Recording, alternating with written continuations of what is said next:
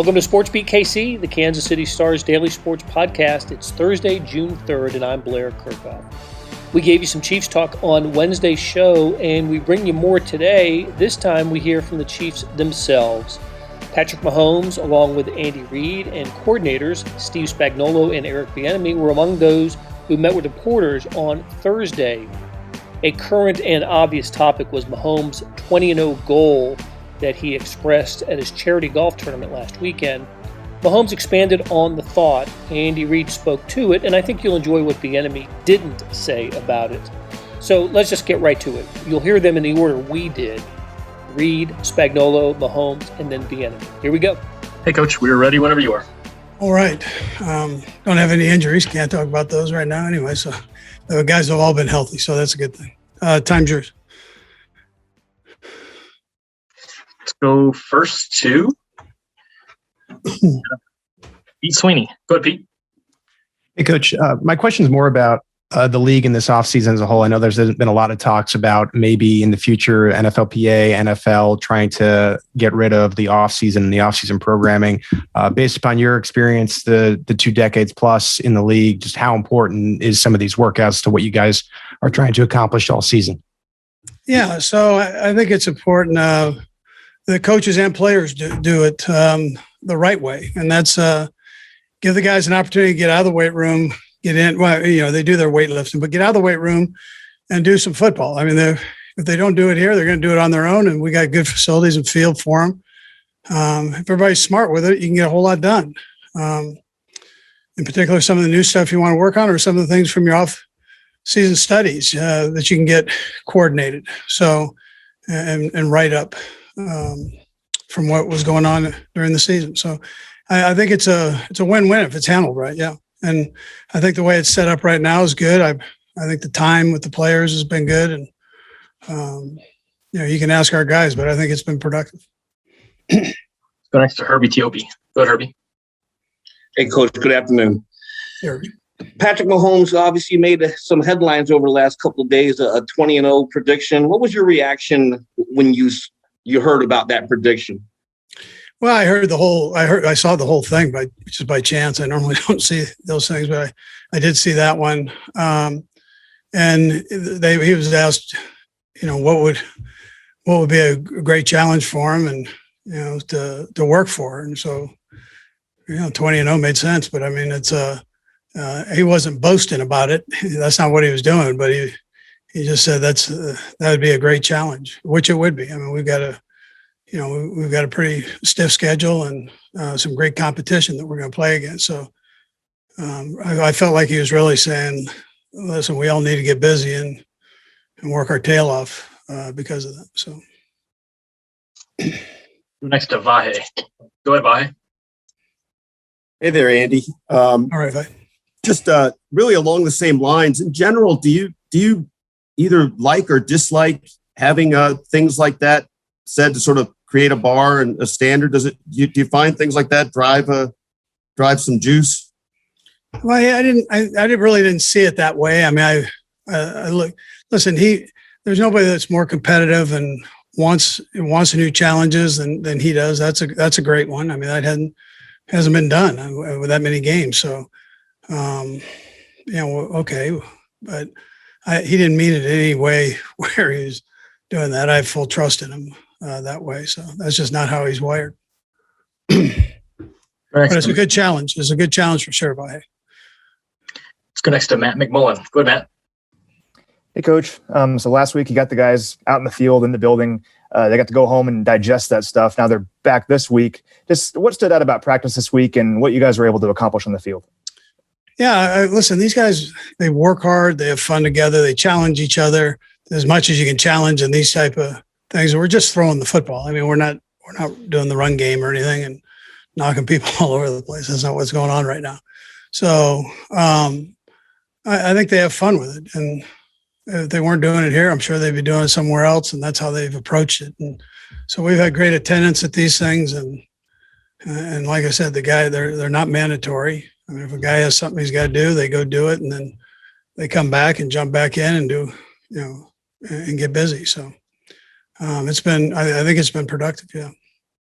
Had a good week. Got time for a few more. We'll go right down the line, starting with Sarin. Go ahead, Sarin. Coach, could you just give us an update on how things are going as far as COVID related? Is it getting back? A lot of people are kind of getting closer to normal. Does this feel like a normal practice, and how much more productive are you able to be if, you're getting more and more guys vaccinated? Yeah. So we're testing, we test once a week and do that. And we've had a good, our numbers are trending way up with, compared with the other teams. We're right there. One of the top teams with having vaccinations and it's not a pressure. You don't sit here as an organization and pressure these guys. It's something that they want to do. And so that's where we're at. And it's been, it feels good to be able to go out on the field without a mask and practice. And your mind's not onto what you have to do next as far as COVID, but on what you need to do next for the football part of it. And that is one less distraction there, that way. Let's go next to Matt Derrick. Go ahead, Matt. Hey, Coach, later we're going to get the chance to talk to Glenn Flagel for the first time. And, that's a guy who's obviously had a lot of experience with Spags and been around the league. What's the value of having a voice like that and a coach like that joining Spags, and especially somebody who can work with the young linebackers that you've drafted? Yeah, Matt, Ken, he's been I was with him for a long time at the college level, and then he was with Spags at the college level for a stop, and also, excuse me, in the NFL. The one unique thing about that defensive staff is, you throw Ken in the mix. House has been with them, and Brendan's been with them, and they all kind of know each other. And David and Sam, Sam played for Spags, and David worked with them in New York. David worked with Spags in New York. So there's a tie in there. There's a connection. And so they can get a lot of work done and give the players a lot of good information, and they kind of know what each other's thinking. And Ken's case, he was Spags' defense coordinator. So Spags got a lot of trust in him, obviously, and rightly so. And he can give him projects or whatever. He's coaching the outside linebackers right now, but he trusts them for doing projects or whatever. We'll go last to Nate Taylor. Go ahead, Nate. Hello, Andy. All right, Nate. I know it's week 2 of OTAs, but to see the chemistry between Patrick and the new offensive line, just what have you noticed, and whether that's in the classroom or on the field? Yeah, so the big guys are working their tail off to kind of knock out some of the kinks and learn the offense, learn the protections. Coach Heck does a great job with that, and he's loaded them up with stuff. So we don't want to step back. You want to keep going forward. And then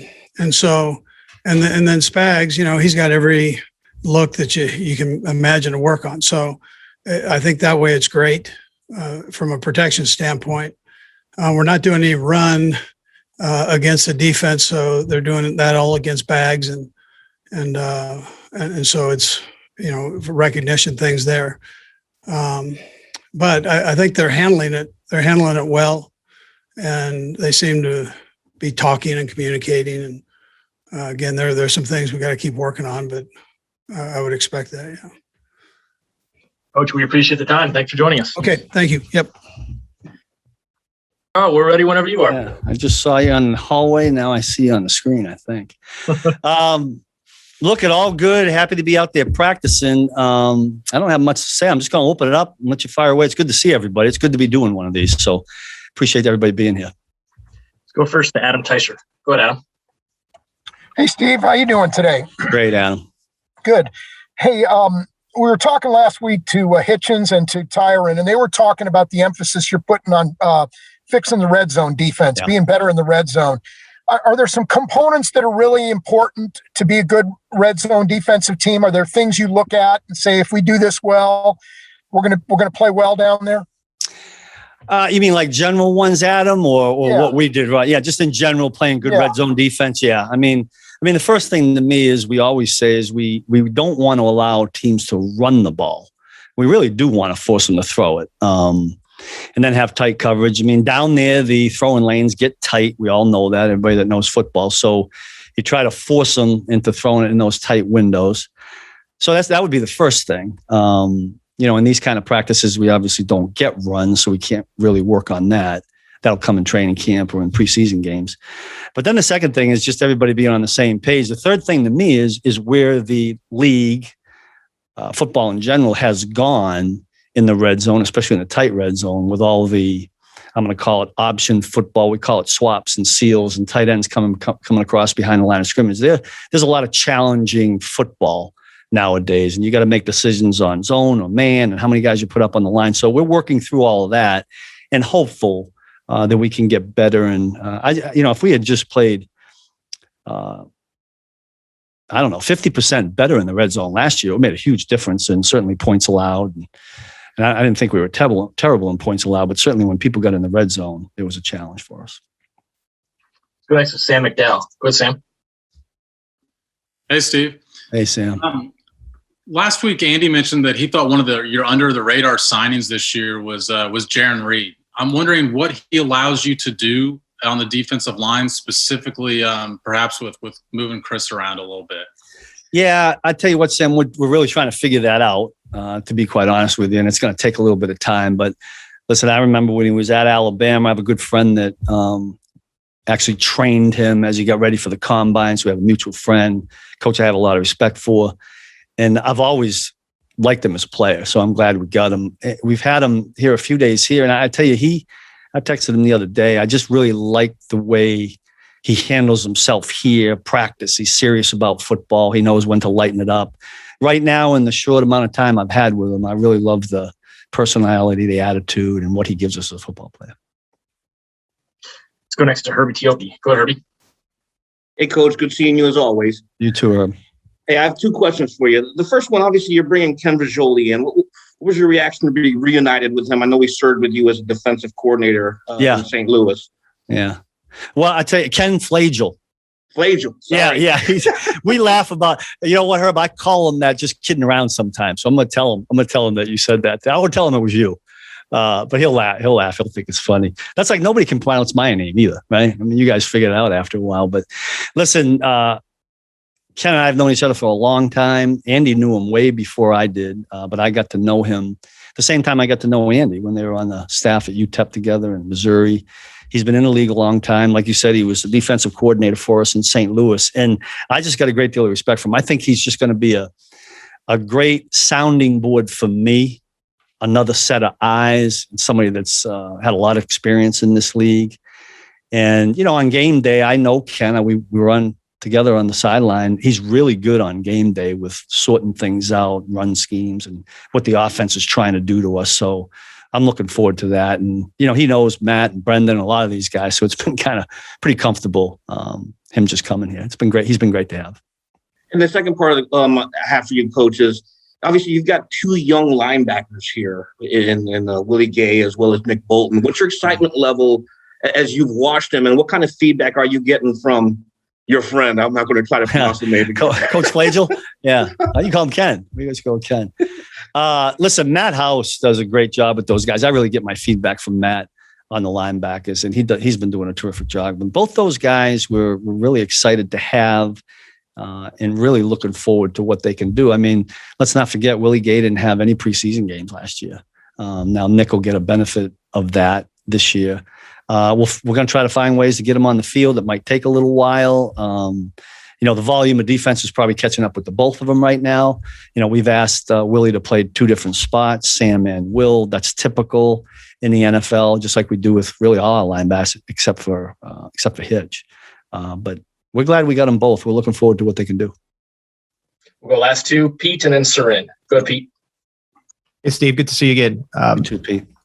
So last year we saw, no Breland at the beginning of the year because of the suspension. Obviously not here anymore. How much of a desire is there to push L'Jarius to the outside? And if so, in that, what happens in that slot position that he was manning last year? Yeah, great question, Pete. But before I answer it, I got to throw this observation out. I don't see any defensive. I'm looking at the back behind you, and I can see number 15, 15, 15. I don't see any defensive bodies. Pete, I'm going to work on that. Yeah, I'll work on that. Sure.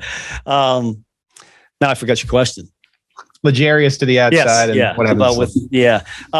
Well, I tell you what, I think back in Philadelphia, we had Bobby Taylor. What we did with Bobby is he played outside in the 4 DB packages, and then he moved in the 5 DB. So we may go that route. A little bit of it is going to depend upon I'm going to just say the next corner that surfaces, or is there a next corner that surfaces? If we need to keep him on the outside, we'll do that. I think until then, we'll probably work him at both and then just see where it goes. We really need to find out what we have in the quote unquote other corners, if that makes sense. Yeah. And we'll go last, Seren Petra. Good, Seren. Coach, a lot of talk about Chris Jones playing defensive end and maybe having that flexibility to move out there. How difficult a transition is that? How do you gauge? I know this is maybe not the best time, right? You're not getting a lot of work, but when you do it, like making sure that you're not, maybe losing his quickness that he has against bigger guys inside versus maybe playing more power role outside. Like how do you balance that? That's a great observation, a great question. I have posed that to myself quite a bit because he is an imposing player inside. We all know that. If we move him outside on a number of the snaps, and he's going to have to be flexible to do both. We will miss that. Hopefully, we will gain something on the edge. When somebody changes a position, obviously the first hurdle is the mental part of it. So Chris is working through that, and he's been great. He's been here and been part of the whole thing, and I think that's important when you change a position. It's just not that easy to pick up a whole new spot, and we do some different things with the defensive end. So. He'll play out there a little bit. We'll move him back inside when we have to. But I think it's a great point that you're making. I think your question is, how do you balance that? I'm not sure how you do that yet. Maybe it'll come down to, and I think we'll probably do a little bit of this, will come down to who we're playing and where maybe we can find a weakness and maybe expose that weakness, in the 5 offensive linemen. But all of that, we just got to get him used to playing the 2 spots right now and figure out the rest of it later on. Coach, we appreciate your time. Thanks for joining us. Thanks, guys.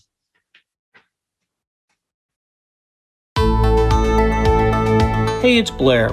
We have a special subscription offer for SportsBeat KC listeners, unlimited digital access to the Kansas City Star's award-winning sports coverage.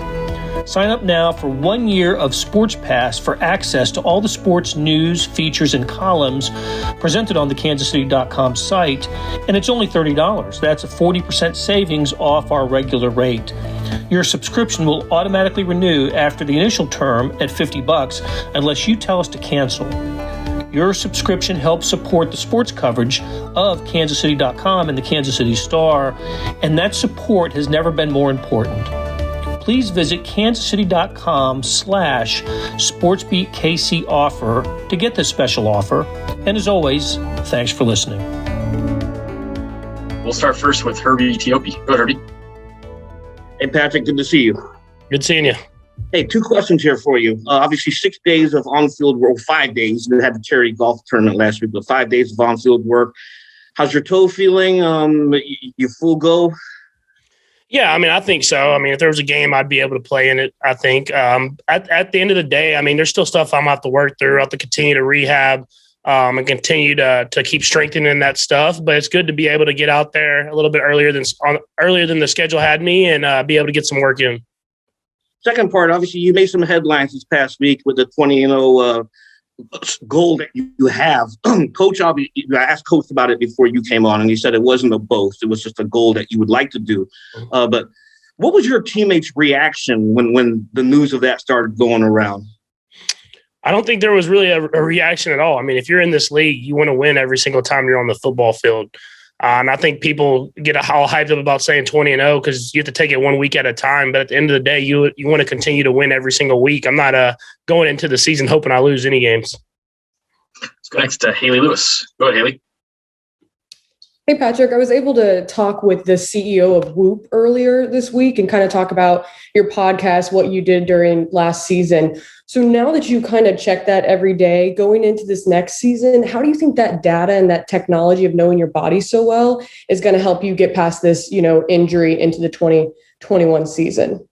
Yeah, I think it helps out a ton because you can see not only how when you have these high strain days, these hard work days, how you recover, but you also see like how you eat and how that helps your body recover and stuff like that. So it helps me manage what I do on a day-to-day basis in order to make sure that I'm at top performance on game day. Let's go next to Matt Derrick. Go ahead, Matt. Hey, Patrick, good to see you. Good seeing you. Hey, you're working with a new center now. It's a bit. Uh-oh. Yeah, he broke up. I don't know if that's just me or. I think you're cutting out there, Matt. I think he was asking about the new center. Matt, we got you? Yeah. I was asking about creating just the relationship that you guys go through, the chemistry, get on the same page. And can you even notice that he's a left-handed snapper? I've already gotten pretty much used to it. It's something that you just kind of get out there and play football at the end of the day. It's not that big of a deal. You get a couple snaps under center and you just go out there and continue to play. But I think that whole group, it's good to be out here and have these guys here because you start building that chemistry, that communication that you need as a offense. And I think we do a good job of learning and not making the same mistake twice. Go next to Matt McMullen. Go ahead, Matt. Hey, Patrick. Past couple weeks, your first chance to work with Cornell Powell and Noah Gray. So your early impressions of them so far? They can work, man. They know how to get out there and make plays happen. Noah has been really good. I think he has a kind of that veteran type skill set where he knows how to get himself open, even if it's not exactly what the play is designed to do. He knows how to get his eyes back, be on the quarterback's timing. And then Powell, he's a beast, man. How big he is out there. He's running across the field, making a lot of big catches in tough contested spots. And so to be able to work with those guys along with the other guys and continue to improve those rooms, it's going to help us out a ton in the long run. Let's go next to Adam Teicher. Go ahead, Adam. Hey, Patrick, on the goal of 20-0, obviously you're not the only quarterback or only team that wants to do that. There's 31 other teams that want to do that, but nobody else, at least that I've heard, has gone public with it. I'm just curious why you decided you would go public with that, why you would come out with that right now. Yeah, I believe the question I was asked was what record that I would want to break. And to me, records don't mean anything if you're not winning that last game at the end of the season. So to me, it's about going in every single week with the mindset that we're trying to win, we're going to win.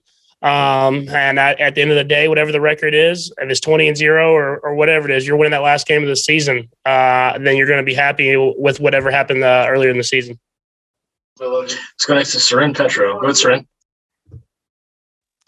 Patrick, I'm curious. You've answered a number of questions about this 20-0 thing, and it's kind of taken on a life of its own. As you said, it was kind of something that was said as an answer to a question you were asked directly.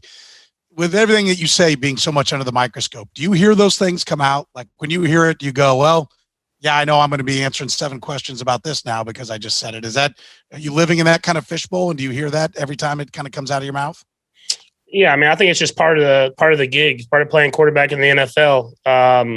I know I'm going to have to answer questions either way. So let's answer a question about us winning football games. I'll think about that.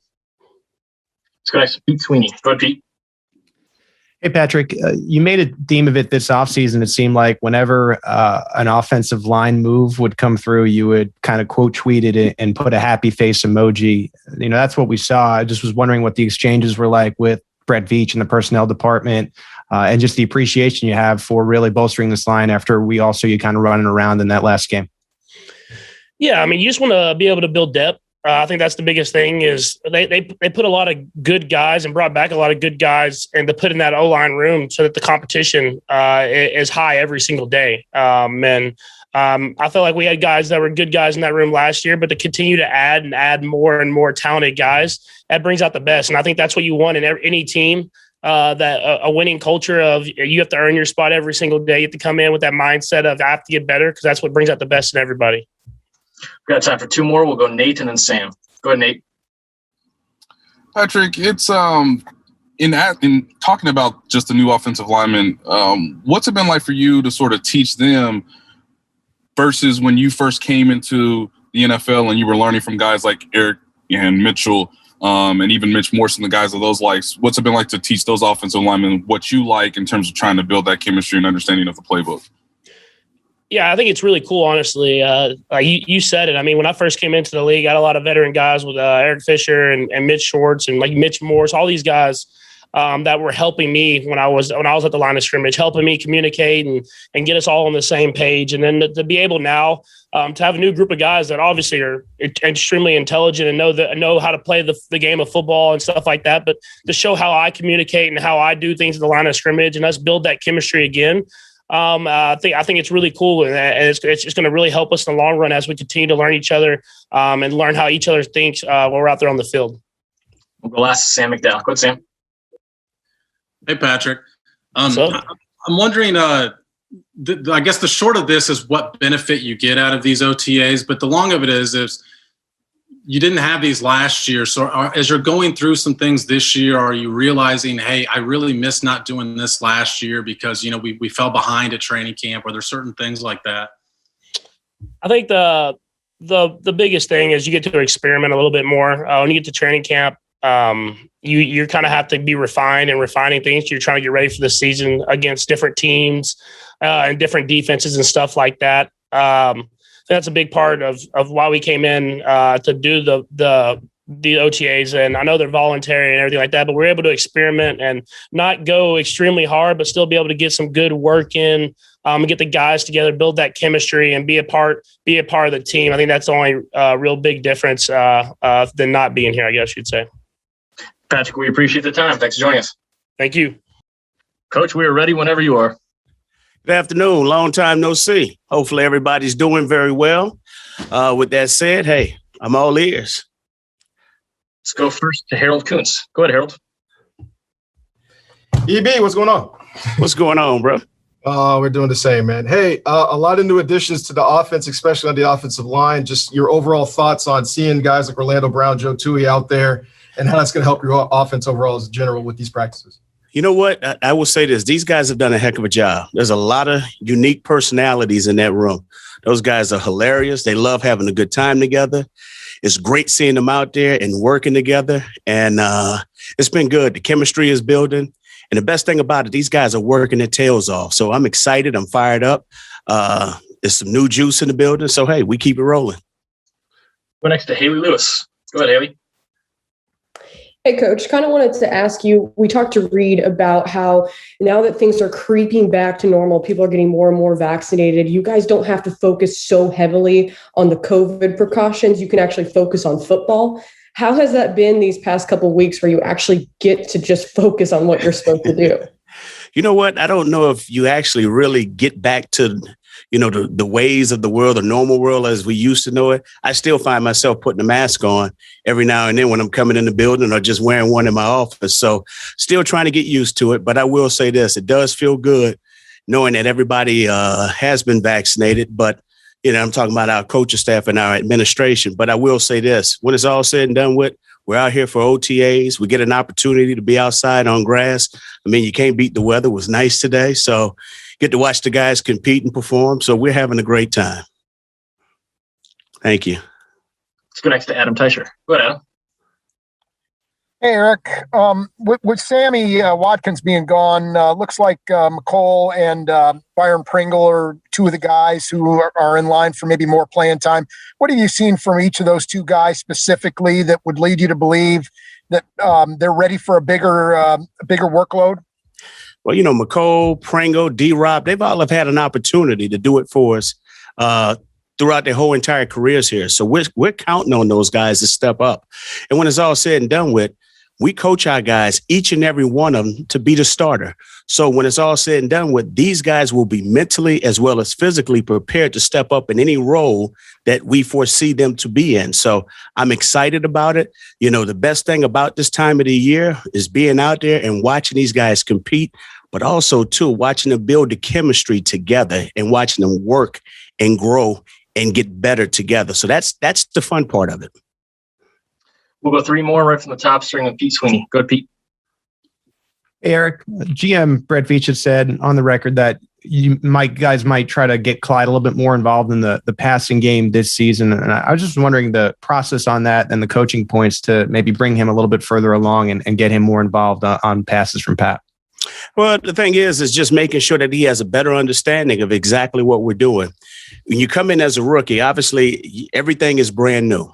And every week is a new playbook for you in a sense. And so he's had an opportunity to get a season underneath his feet.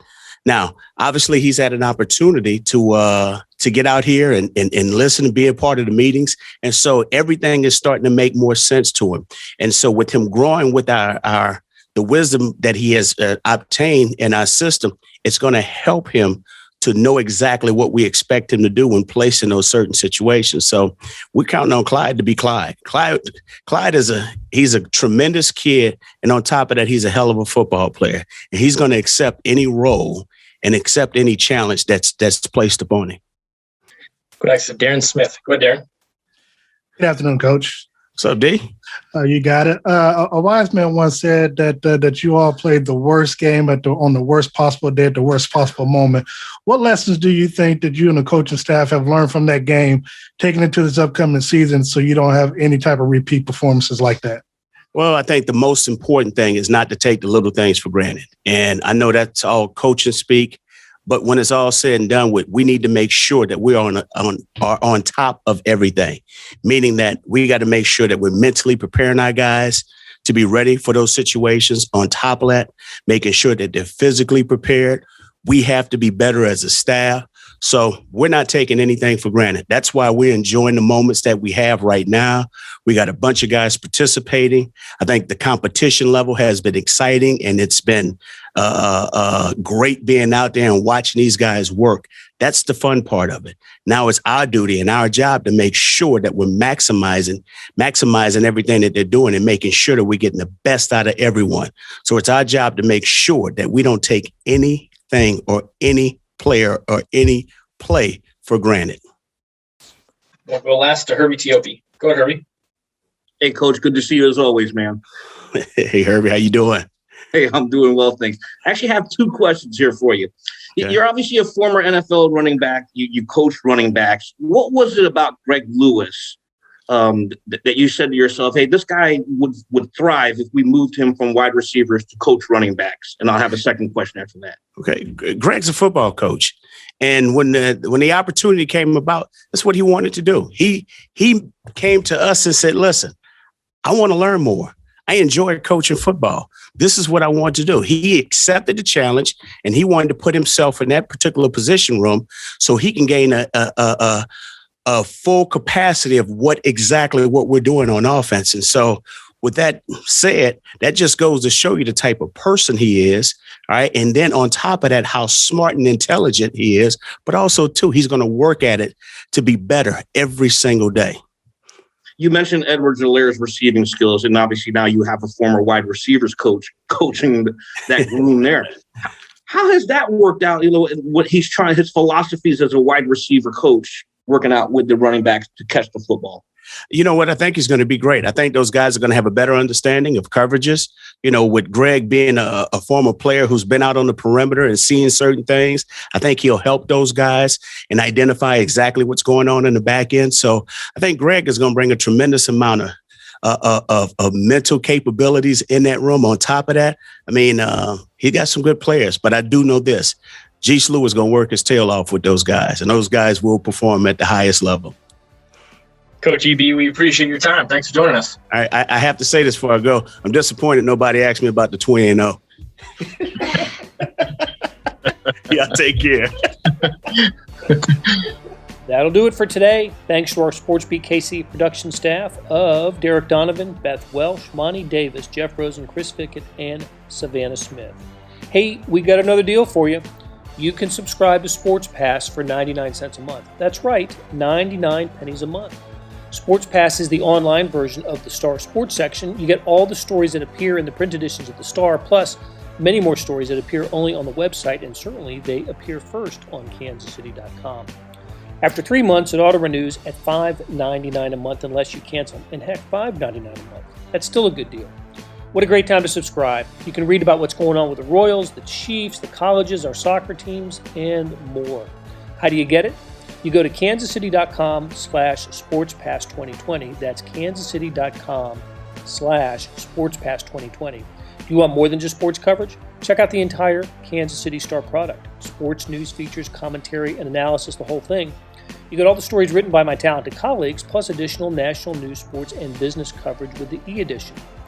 The details for all of these deals can be found at account.kansascity.com/subscribe. And if you're having trouble hunting down any of those offers, send me an email, bkirkhoff@kcstar.com, and I will get you to the right place. So whether it's a sports pass or the full subscription, you're getting and supporting the best sports and news coverage in Kansas City and helping us produce programs like SportsBeat KC.